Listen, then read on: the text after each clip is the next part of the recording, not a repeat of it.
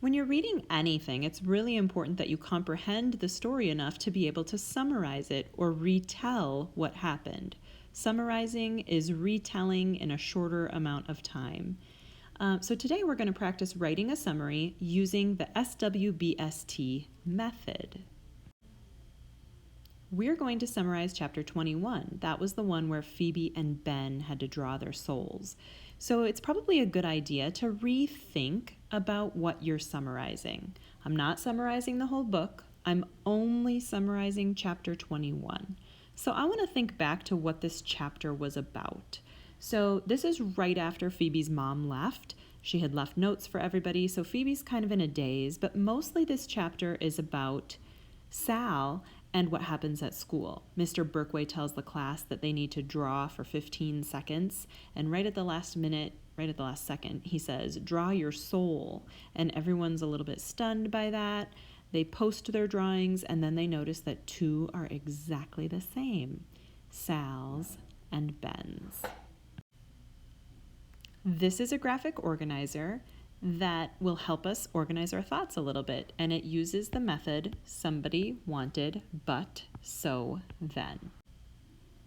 It's important to remember that everyone's work is going to look a little bit different. There's no one correct answer here, but I'm going to write down what I'm thinking about chapter 21, and then you're going to practice this skill as well. So the someone that I'm going to tell about would be Sal.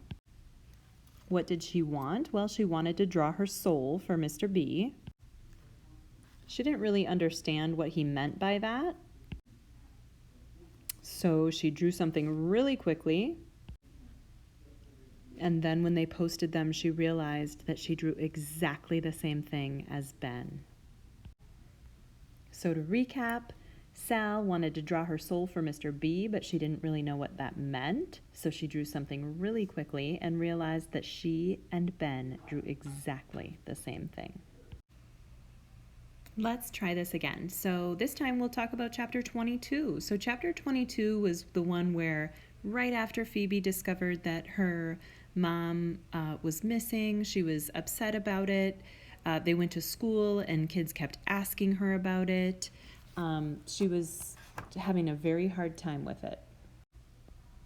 So the someone that I'm going to talk about in this summarization is Phoebe. So the somebody is Phoebe. What did she want?